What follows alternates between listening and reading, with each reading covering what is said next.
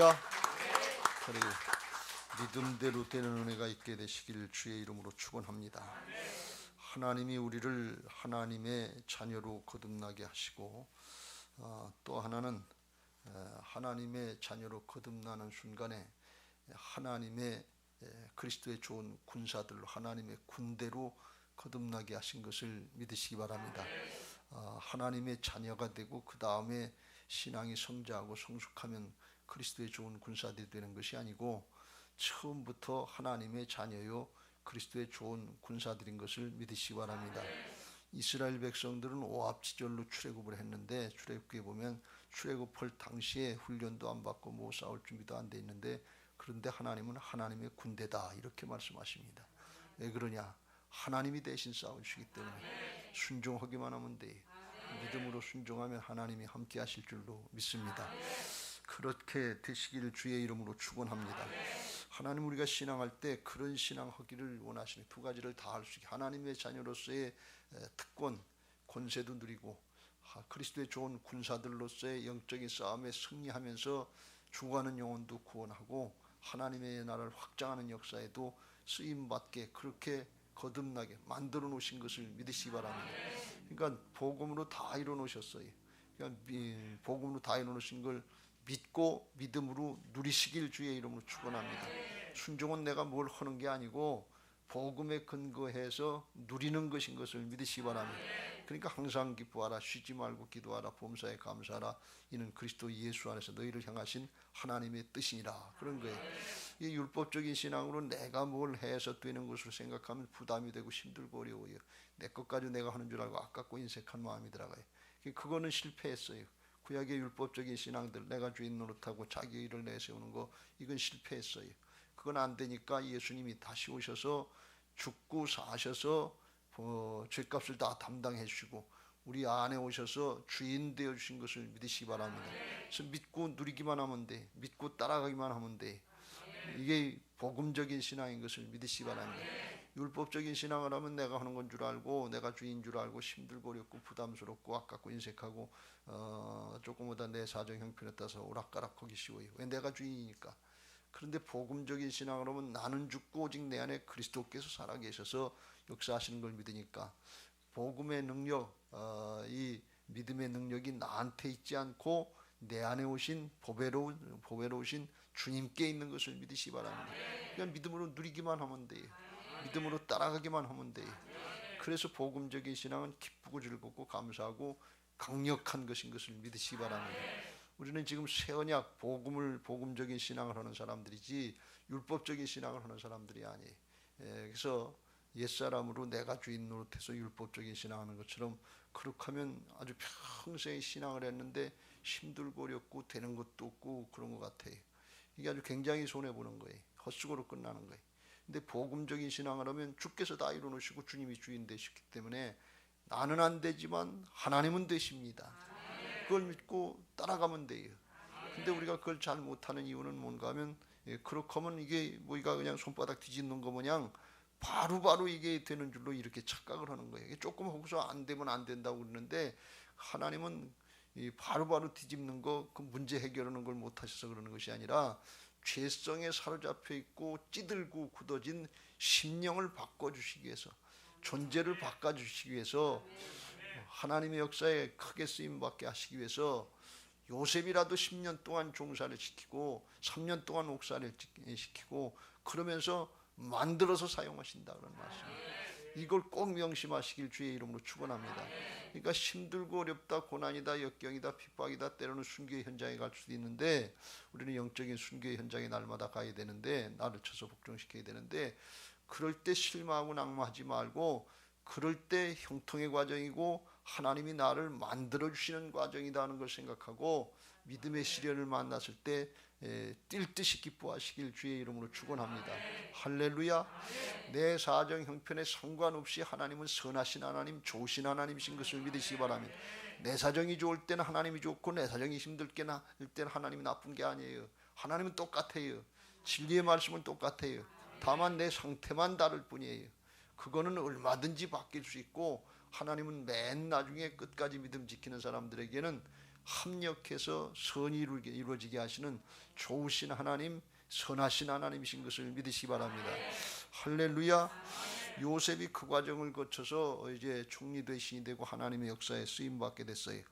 그리고서 이제 형들을 1차, 2차로 만나게 됐는데 1차에서 만나서 이제 양식을 사서 보내고 그리고서 너희들이 스파이가 아니냐 정탐꾼이 아니냐 그래서 시몬이라고 하는 형을 하나 잡아놨어요. 시몬을 잡아놓은 것은 시몬이 아주 성질이 더럽기 때문에 아주 괴팍하고 강팍하고 또 악랄하고 세겜 땅에서 스티나 사건이 있을 때 맨 앞장에 나가서 세겜 사람들 쳐 죽인 사람이 그 못된 성품이 있으니까 그거 고쳐놓으려고 붙잡고서 한 1년쯤 있었던 것 같아요. 오늘 여기 말씀해 보면 나중에만 나오나요? 그 보면 흉년이 2년쯤 지났는데 하는 걸 보면 한 1년쯤 지나서 이제 형들이 1차로 왔다가 또 양식이 떨어지니까 또 왔어. 그러니까 2년쯤 됐고 그런 걸 보면 한 1년 이렇게 가두는 것 같아. 그렇게 한 것은 시몬부터 시작해서 그 형들의 죄악된 성품들, 잘못된 것들을 깨닫고 돌이키게 하려고 하는, 회개하게 하려고 하는 그런 기회를 주시는 것인 것을 믿으시기 바랍니다. 사람이 안 그럴 것 같은데요, 어렵고 힘들면 원망하고 불평하기도 하지만 자기를 돌아보게 돼요. 차츰차츰. 맨 처음에는 왜 나한테 이렇게 이런 일이 일어났나 그러다가도 나중에는 하나님 앞에 내가 뭐가 잘못됐는가 차츰차츰 깨닫게 돼요. 자기를 성찰하게 된단 말이죠. 그 기회를 주시는 거예요. 그러니까 주신 기회를 잘 선용하시길 주의 이름으로 축원합니다. 지난번에 말씀드린 것처럼 코로나가 왔다 갔는데 백신 때문에 별일 없이 끝나는 걸로 이렇게 생각하면 그건 신앙인의 자세가 아니에요. 백신 때문에 끝나는 게 아니고 하나님이 왜 코로나를 주셨는지 그걸 깨닫고 하나님 앞에 돌이키는 사람들이 복된 사람들인 것을 믿으시기 바랍니다. 그 기회를 붙잡아야 돼요.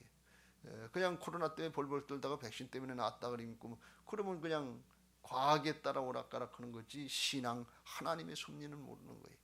그래서 하나님의 뜻을 잘 깨닫고 그때그때 주시는 기회를 선용할 수 있게 되시길 주의 이름으로 축원합니다.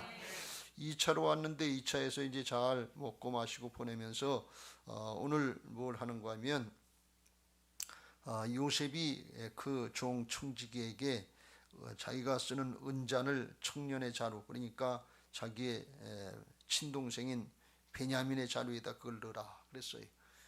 그리고서 이제 어디만쯤 간 다음에 종애가 쫓아가서 왜 우리 주인의 은잔 이거 하는 얘기죠. 이제 점칠 때 쓰는 거고 옛날에는 그런 것이 이제 가정 수호신 같은 드라빔 같은 것이니까 소중히 여기는 건데 왜 선을 악으로 갚냐 하면서 붙잡아라 그랬어요.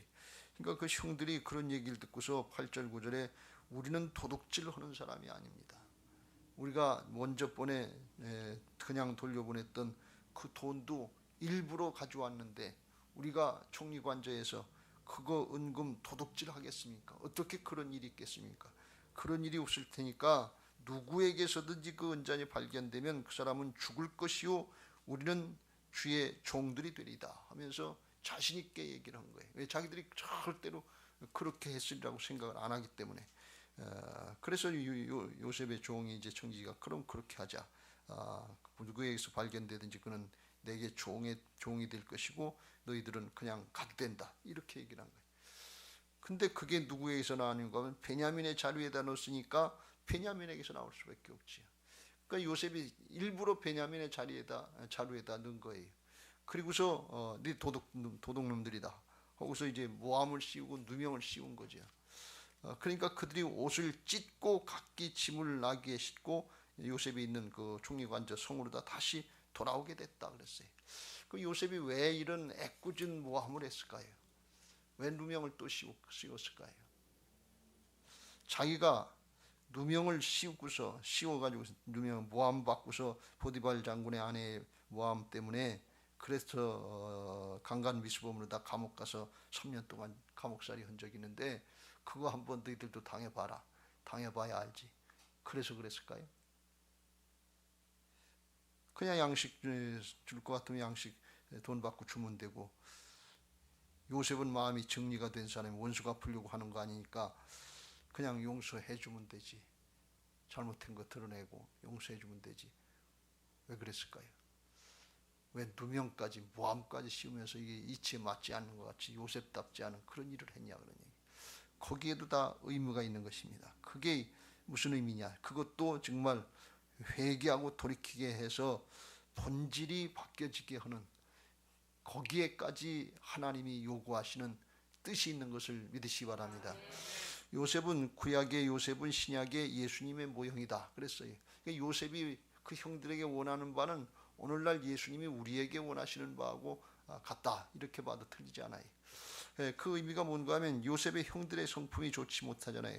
원수가 갚으려고 하는 성품을 디나 사건 때 봤고, 요셉을 시기하고 질투해서 죽이려고 그리고 또 요셉이 부동에 빠지고 그리고 팔려가고 그래도 눈 하나 깜짝 안 하고 남의 일처럼 무관심하고 냉랭했던 그런 사람들이에요. 그러니까 이제 베냐민을 잡아놓고 어떤 반응이 나오는지 그걸 보는 거예요. 과거 자기한테 했던 그런 태도가 지금도 똑같은지 다른지 그걸 보려고 하는 거예요. 그걸 이제 확인하고서 그 다음 단계로 나가려고 그러는 건데 보니까 그들이 다 옷을 찢고 각기 나귀짐을 가져왔다. 옷을 찢었다는 것은 큰 슬픔 또는 괴로움 또는 원망 이런 건데 여기서 원망하고 그러는 것보다도 슬픔을 표시하는 어떻게 이런 일이 있냐 말이지. 그런데 여기서 옷을 찢으면서 베냐민한테 너 왜 그런 짓을 했냐 말이죠. 그리고서 베냐민을 탓하고 남이 탓하고 비난하고 조롱하고 그런 걸 안 했다는 거예요. 그게 조금 바뀐 거지요. 만약에 옛날에 요셉이 그랬으면 미워하는 중에 꿈 얘기했다고 더욱 미워하고 네 꿈 이루어지나 보자 그리고 죽이려고 했던 그런 심정들이 아니라고 하는 것을 지금 여기서 말씀하고 있는 거예요. 그리고 그동안의 어려움도 가정적으로 어려움도 있었고 그리고 이제 기근도 만나고 그러니까 그런 연단의 과정을 거쳐서 조금씩 바뀐 것 같아요. 특별히 아버지 야곱이 요셉이 죽은 다음에 그냥 희망이 없어진 거예요. 삶의 의욕이 없어진 거예요. 그리고 자식들하고 얘기도 안 하다시피 하고 관계가 단절되고 소통이 안 되니까 자식들도 굉장히 상심하고 특별히 유다는 그걸 더 깨달은 것 같아요. 자기가 요셉을 갖다가 팔아넘기자 죽이려고 하는 것이 아니라 살리자고 팔아넘기자고 그랬는데 나중에 비난의 화살이 자기한테 나오는 거예요. 네가 팔아넘기자 그래서 종사를 팔아넘겼더니 아버지가 저렇게 힘들어하지 않냐 말도 하지 않잖냐. 그리고 자기가 그러니까 자기가 집을 나가서 사건을 터져가지고서 이제 며느리 다말하고도 동침을 하게 되는 그런 사건이 나온 계기가 된 게 그거거든요. 그러니까 사람이 연단의 과정을 통해서 조금씩 바뀐 거예요. 그동안에 많은 세월이 지났지요. 요셉이 팔려간 때가 17세고 총리 대신이 된 때가 30세니까 그것만 해도 13년이고 7년 동안 풍년이 들어오고서 흉년이 들었으니까 20년에다가 1, 2년 지나면 1, 2년쯤 지났을 때란 말이지. 그러니까 많은 세월이 지났지요. 그러니까 그 과정 중에 조금씩 바뀌어간 그런 모습을 보는 거예요. 그래서 요셉이 그걸 확인하는 거예요. 진짜 바뀌었는지 아닌지. 그냥 용서해주고 죄악 드러내고 용서받게 하고 그걸로 끝나면 돼요. 근데 하나님이 원하시는 건 받고 끝나는 날마다 어린아이 같은 신앙, 받기만 하는 줄 아는 신앙, 받으면 좋은 신앙, 그걸로 끝내려고 하시지 않는다는 말씀이에요. 여기서 뭘 원하시는가 하면 하나님께서 이제 형들도 용서받을 줄만 아는 것이 아니라 용서할 줄 아는 사람을 만들고 원망하고 불피하고 남이 탓하고 비난하고 조롱했던 사람들이 용서하고 화해하고 베풀 줄 아는 사람으로 그리스도의 좋은 군사들로 만들려고 하시는 것이 하나님의 뜻인 것을 믿으시기 바랍니다. 요셉의 마음이 거기 있는 거예요. 그래서 모함 당해보고 어려움 당해보고 이런 어려움을 당하면서 16절에 어떤 표현을 하는가 하면 유다가 말하되 우리가 내주께 무슨 말을 하오리까 무슨 설명을 하오리까 우리가 어떻게 우리의 정직함을 나타내리까 하나님이 종들의 죄악을 찾아내셨으니 우리와 이 잔이 발견된 자가 다 주의 노예가 되겠나이다. 이 은잔이 발견된 베냐민만 종이 된다고 그랬는데 유다는 그렇게 얘기하지 않고 우리가 다 종이 되겠다, 같이 공동 책임지겠다, 그런 표현을 하는 걸 보면 남의 일로 생각하고 네가 죄졌으니까, 네가 도둑질했으니까 너만 남고 우리는 간다, 그리고 가야 될 게 원래 옛날 성품인데 그게 아니었다 그런 말씀이. 근데 바뀐 이유가 뭔가 하면 하나님이 종들의 죄악을 찾아내셨으니, 이 표현이 이제 나오기 시작하는 거예요. 죄악된 게 고백이 되기 시작하는 거예요. 자기 동생 요셉을 죽였다, 요셉을 팔아내겠다, 그걸 구체적으로 얘기는 안 했지만 하나님 앞에 죄가 있다고 하는 것을 자기들이 고백하는 거예요. 이게 무슨 표현인가 하면, 지금 베냐민은 은잔을 도둑질한 도둑놈으로서 도둑죄로다가 노예가 되지만, 자기들은 동생을 죽이고 동생을 종으로 팔아본 더 큰 죄인이다 그러니, 더 큰 죄인이 어떻게 작은 죄인을 원망하고 그걸 탓할 수 있겠느냐, 그걸 지금 말하는 거예요. 그걸 깨달은 게 이게 아주 굉장한 영적인 발전이지요. 이런 과정을 거치게 하려고 요셉이 하나님의 감동을 받은 사람이고 지혜로운 사람이니까 하나님의 뜻을 지금 이루어가는 거예요. 예수님이 우리에게 원하시는 게 그거인 것을 믿으시기 바랍니다. 남이 잘못한 거 그건 잘 봐요. 그래서 판단하고 정죄하고 비난하고 조롱하는 이것들은 잘해요. 그건 가르쳐주지 않아도 잘해요. 그런데 그걸 보고서 내가 더 큰 죄인이라고 하는 걸 깨닫고 하나님 앞에 정말 영적으로 타산지적으로 삼아서 회개하고 돌이킬 수 있는 사람, 그 사람이 복인 것을 믿으시기 바랍니다. 이게 유다가 그걸 깨달은 거예요. 유다가 요셉이 이제 총리 대신 요셉이 자기 동생 요셉이라는 걸 아직까지는 정확하게 몰랐지만, 그 관계가 뭔가 하면 베냐민이 도둑질해서 지은 죄보다 자기들은 요셉 총리 대신 당신을 죽이려고 했던 사람이고 당신을 종으로 팔려고 했던 사람이니까 이건 더 큰 죄다 그런 얘기예요. 이게 더 큰 죄인이 적은 죄인을 어떻게 판단하고 정죄하겠냐 그런 얘기. 그걸 깨닫고 고백하는 유다가 복이고 그 형제들이 그만큼 영적으로 순화되고 바뀌었다 그런 말씀이에요. 이건 우리에게 오늘날 뭘 말씀하고 있는가 하면, 우리들도 남이 잘못한 거, 남이 부족한 거 이거 판단하고 드러내고 정죄하고 그거 하기 전에 그 모습을 보고 우리는 그보다 더 큰 죄인들이다 하는 것을 깨닫고 고백할 수 있는 영적인 상태가 되어야 된다 그런 말씀이에요. 왜 그래요? 우리는 조금 도둑질한 거 그런 정도가 사람에게 죄진 거 그 정도가 아니라 그 상대인 요셉이 형들의 상대였던 것처럼 그 상대인 예수님을 반역하고 예수님께 불신앙하고 예수님을 거역한 그런 반역죄인들, 더 큰 죄인들이다 그런 말씀이. 그러니까 우리가 누굴 정죄할 수 있겠냐, 누굴 판단할 수 있겠냐, 우리도 똑같이 종살이하고 노예생활 하는 게 당연합니다, 이 고백을 하는 거예요. 이런 깨달음들이 오늘 있게 되시길 주의 이름으로 축원합니다. 왜 이걸 이렇게까지 인도하시는가 하면, 그렇게 해야 그래야 받고 끝나는 걸로 끝나지 않는다 그런 말씀이에요. 우리 신앙이 날마다 은혜 주시옵소서, 치료해 주옵소서, 복 주옵소서, 그냥 용서해 주고 끝나면 그걸로 끝나요. 근데 그 다음은 안 바뀌는 거예요. 실제로 그런 일들이 너무 많잖아요. 용서받고 은혜 받고 축복 받는 거는데 그 다음엔 존재가 안 바뀌는 거예요. 삶이 안 바뀌는 거예요.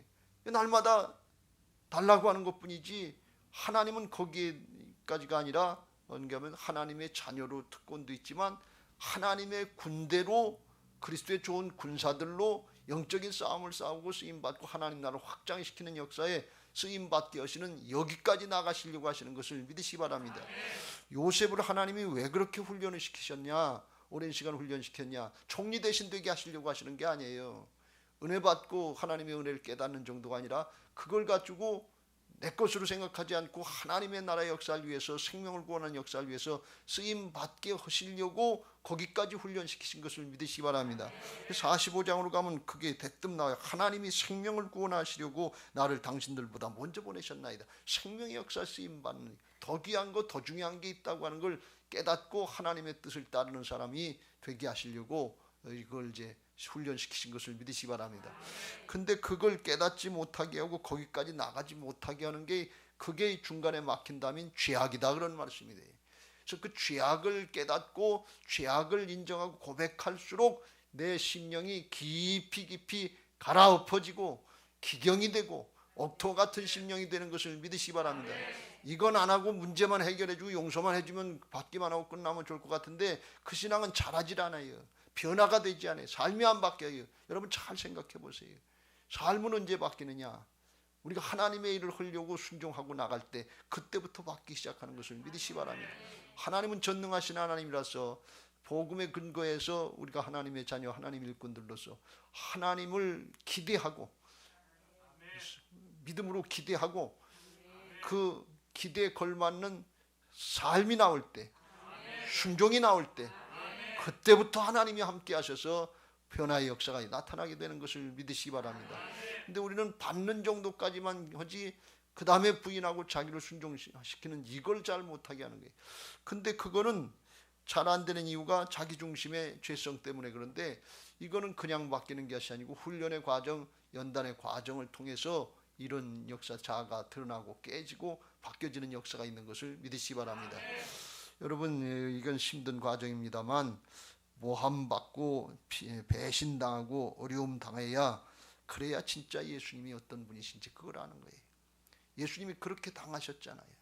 제자들에게까지 배신당, 유대교 지도자들에게 배신당하고 비판받고 조롱받고 하는 걸 그건 뭐 당연한 것이었는데 예수님의 사랑하는 제자들에게 배신당한 거 그것까지 그 감당하셨던 예수님의 그걸 다 감당하신 그게 보여져야 된다 말이지.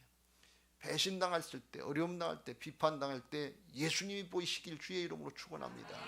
상대방만 보이고 사정형편만 보이면 원망하고 불평하다가 속에 원망 불평만 쌓이고 비판만 쌓이다가 그러다 그냥 그것 가운데 광해 출애굽이 새들면 그걸로 죽어요. 그냥 끝나면 안 된단 말이에요. 그때 요셉의 형들을 이제 나중에 깨닫게 되지만 우리가 요셉한테 동생한테 그렇게 했다. 총리 대신한테 그렇게 했다. 그게 깨달아지고 그게 보여져야 될 것이고 우리들은 그런 순간에 배신당하고 어려움당하고 비난받고 조롱당할 때 예수님이 보여져야 될 줄로 믿습니다.